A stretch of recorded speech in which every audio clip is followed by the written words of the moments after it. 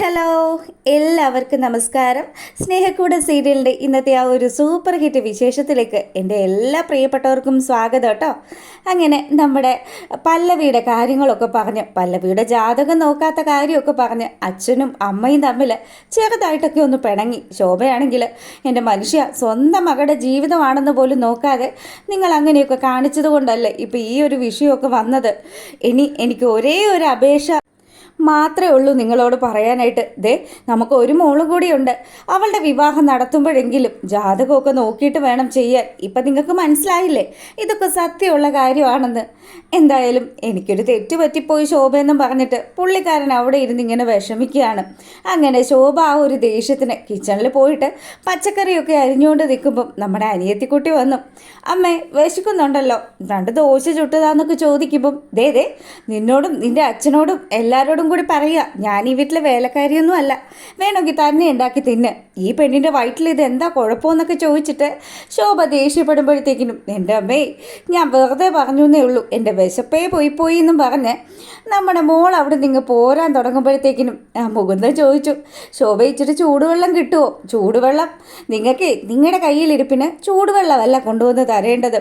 പിന്നെ ഞാനൊരു മര്യാദക്കാരി ആയതുകൊണ്ട് മാത്രം ഞാൻ നിങ്ങൾക്കിപ്പോൾ വെള്ളം തരുന്നതാണ് എന്നും പറഞ്ഞ് ദേഷ്യപ്പെട്ടുകൊണ്ട് അച്ഛനും കൊണ്ടുപോയി വെള്ളം കൊടുത്തു.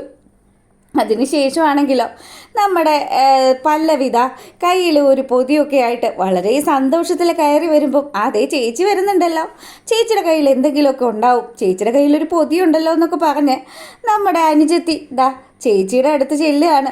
അപ്പോൾ അവൾ പറഞ്ഞു, എടി തിരക്ക് കൂട്ടല്ലേ, ഞാൻ തരാം, എന്താ മോളെ കയ്യിലൊരു പൊതി എന്നൊക്കെ അച്ഛനും ചോദിക്കുകയാണ്. അതെ, ഒരു സന്തോഷം ഉണ്ടച്ചാ ആദ്യം ഇതെടുത്തേന്ന് പറഞ്ഞു. അപ്പോൾ തുറന്ന് നോക്കുമ്പോൾ നല്ല ചൂടുള്ള കട്ട്ലേറ്റാണ്. അപ്പം പല്ലവി പറഞ്ഞു, എടി ഇത് നീ തനിയെ തിന്നരുത്, അച്ഛനും അമ്മയ്ക്കും ഒക്കെ കൊടുക്കണമെന്ന് പറഞ്ഞു. അപ്പോൾ ശോഭ ചോദിച്ചു, എന്താ മോളെ ഇന്ന് എന്തെങ്കിലും വിശേഷമുണ്ടോ? നീ ഇങ്ങനെയൊന്നും വാങ്ങിക്കൊണ്ട് വരുന്നതല്ലല്ലോ.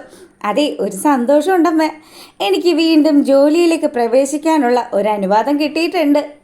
അത് കേട്ടതും അച്ഛനും അമ്മയും അതുപോലെ തന്നെ നമ്മുടെ അനുജത്തിയൊക്കെ പറഞ്ഞു, ചേച്ചി എന്തായാലും നന്നായിട്ടുണ്ട് കേട്ടോ മോളെ, ഈശ്വരൻ നിന്നെ അനുഗ്രഹിക്കട്ടെ എന്ന് അച്ഛനും പറയുകയാണ്. അങ്ങനെ അവരെല്ലാവരും ചേർന്ന് ആ ഒരു കട്ട്ലേറ്റൊക്കെ കഴിക്കുക. അപ്പം പല്ലവി പറഞ്ഞു, അതെ എനിക്ക് കൂടെ ഒരു ചെറിയ പീസ് വെച്ചേക്കണേ, എനിക്ക് വലിയ ഇഷ്ടമുള്ളതാണ് എന്നൊക്കെ പറഞ്ഞപ്പം അനിയത്തി പറഞ്ഞു, അതെ ചേച്ചി ഇപ്പം എന്തായാലും ഈ സന്തോഷത്തിൽ ഒതുക്കിയാലൊന്നും പറ്റത്തില്ല. അമ്മ വേഗം തന്നെ ഒരു നല്ല പായസം ഉണ്ടാക്ക്.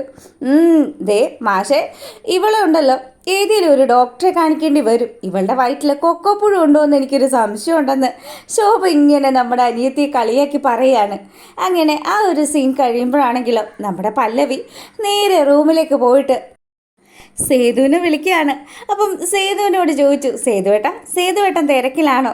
അല്ല പല്ലവി, പറയ്, നീ എന്താ വിളിച്ചതെന്ന് ചോദിക്കുമ്പം അതേ സേതുവേട്ട, എനിക്ക് സേതുവേട്ടനെ കണ്ട് നേരിലൊരു കാര്യം സംസാരിക്കാനുണ്ട്. ഇവരിത് സംസാരിച്ചു കൊണ്ട് നിൽക്കുമ്പോഴത്തേക്കിനും അങ്ങോട്ടേക്ക് നമ്മുടെ അനിയത്തി പെണ്ണ് വന്നു. അവൾ വന്നിട്ട് ചോദിച്ചു, എന്താ ചേച്ചി ഒരു സ്വകാര്യം പറച്ചില്? ഞാൻ വിളിക്കാട്ടോ സേതുവേട്ട, ഇന്ന് തന്നെ കാണണമെന്നും പറഞ്ഞ് പല്ലവി ഫോൺ വയ്ക്കുകയാണ്.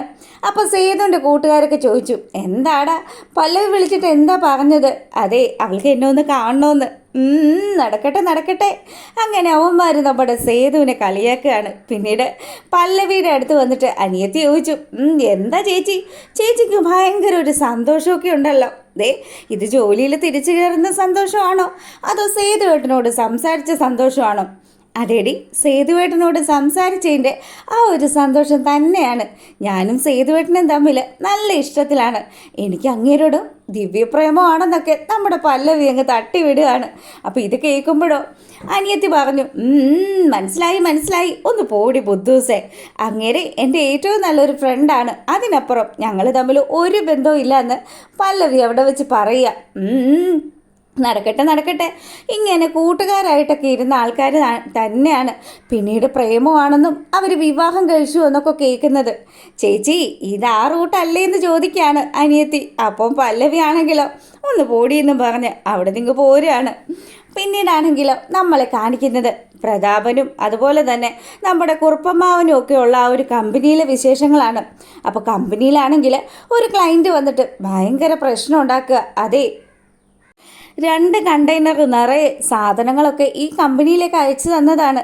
എന്നിട്ട് അതിൻ്റെ പേയ്മെൻറ്റ് ഇതുവരെ കിട്ടിയില്ലല്ലോ.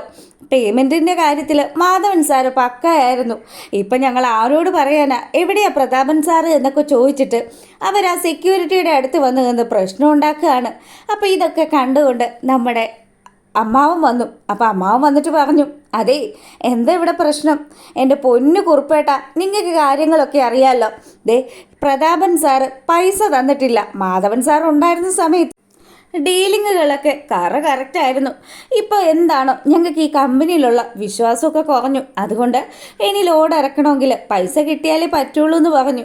കുറുപ്പമ്മാവന് കാര്യമൊക്കെ പിടികിട്ടി. ഈ പൈസ പോയിരിക്കുന്നത് പ്രതാപൻ്റെ പോക്കറ്റിലേക്കാണ് എന്ന് അമ്മാവന് മനസ്സിലായി. അപ്പോൾ പ്രതാപൻ അങ്ങോട്ട് വന്നു.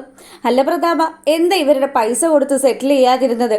അതിനു വേണ്ടിയിട്ട് പൂർണിമ ചെക്ക് തന്നതാണല്ലോ എന്ന് അമ്മാവൻ ചോദിക്കുക. അതെ, കുറുപ്പ് വീട്ടിലെ കാര്യങ്ങളൊക്കെ നോക്കിയാൽ മതി, കമ്പനി കാര്യങ്ങളൊക്കെ നോക്കാനായിട്ട് ഞാനുണ്ട്.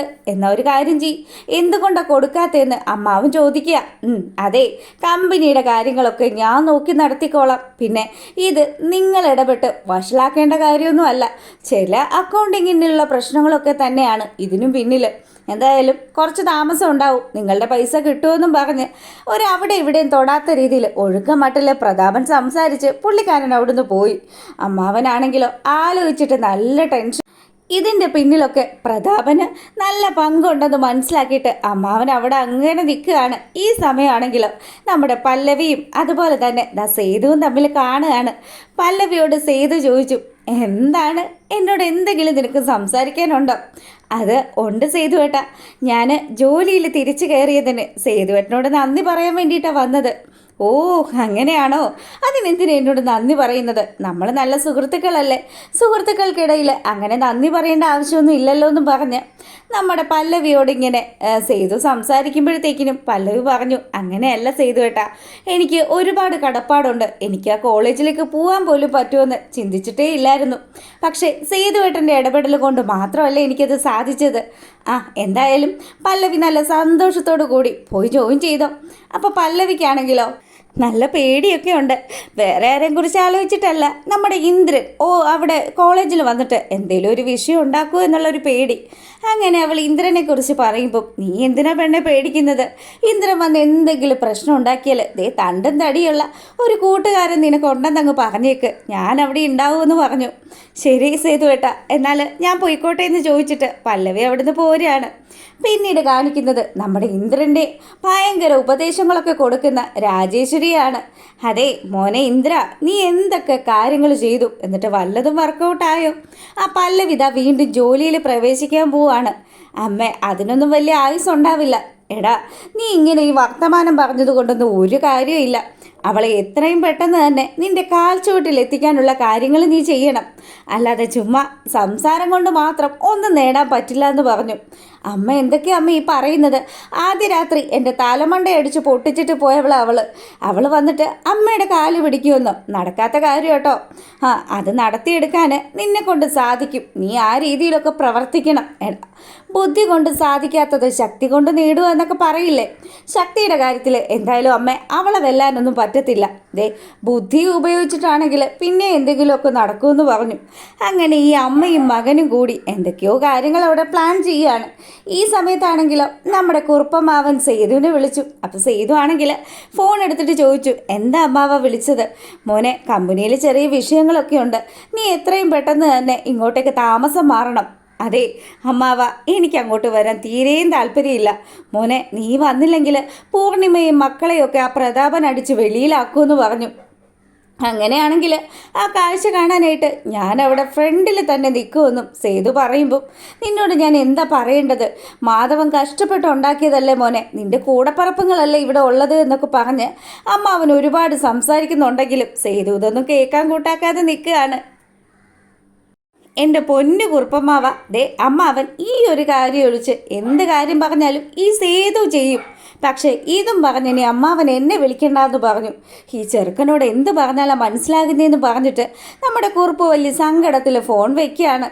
അങ്ങനെ ഇവിടെ ഈ കാര്യങ്ങളൊക്കെ നടക്കുമ്പോൾ നമ്മുടെ പല്ലവിയാണെങ്കിൽ കോളേജിൽ പോകാനായിട്ട് റെഡിയാകുക. അപ്പോൾ ഈശ്വരൻ്റെ അടുത്ത് വന്നിട്ട് പ്രാർത്ഥിച്ചു, എല്ലാം ഭംഗിയാക്കി തരണേ, ഒരു പ്രോബ്ലം ഉണ്ടാക്കല്ലേ എന്നൊക്കെ പറഞ്ഞ് അങ്ങനെ ഹാപ്പി ആയിട്ട് നിൽക്കുന്ന നമ്മുടെ പല്ലവിയെ കാണിക്കുകയാണ്.